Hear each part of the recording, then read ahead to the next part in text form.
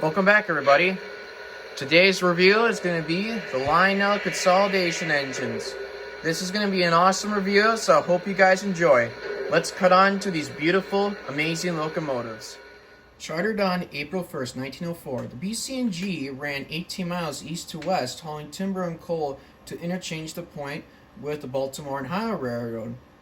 The railroad was primarily used as second-hand B&O engines. Their only brand new engine was number 4 right here, was originally designated for New Mexico until Joseph Gardner Bradley purchased the engine from Baldwin Locomotive Works, and the engine found itself on the Appalachian coal fields where it was originally now going to be there.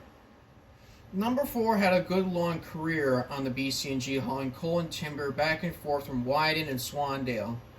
Into early days of dieselization, the railroad was starting to fold apart, as the coal mine was going to be shut down soon. The last run altogether was the BC&G was when number 4, right here, did the last log run from the last train.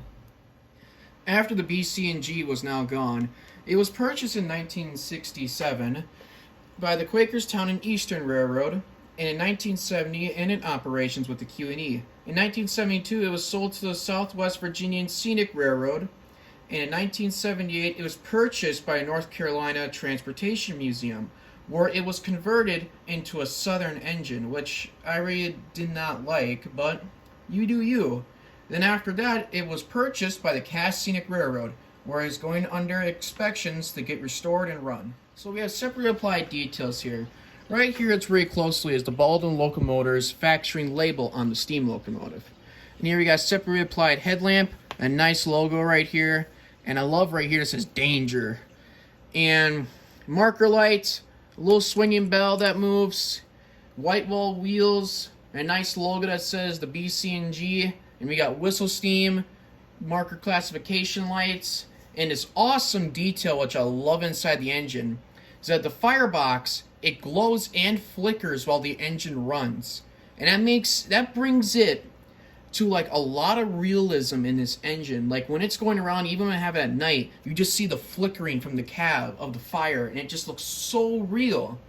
And the whistle steam, I love that as well. I've been waiting for this engine for a long time.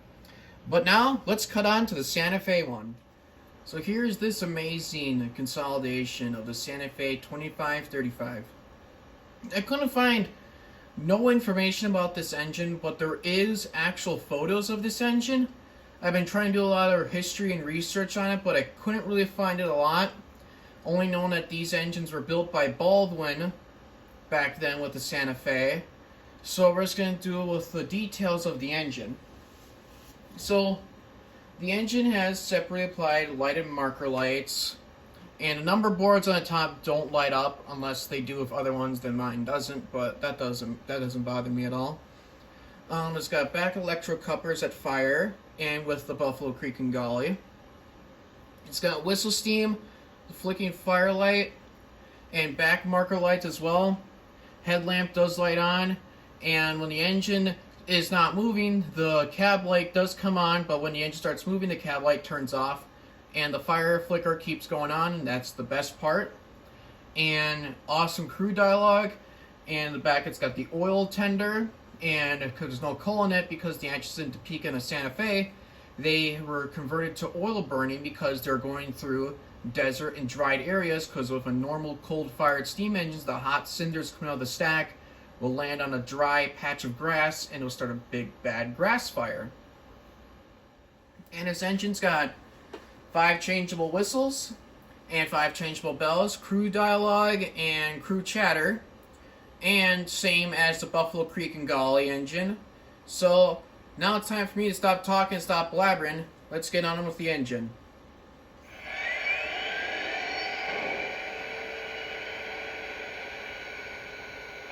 So here's the 5 whistles.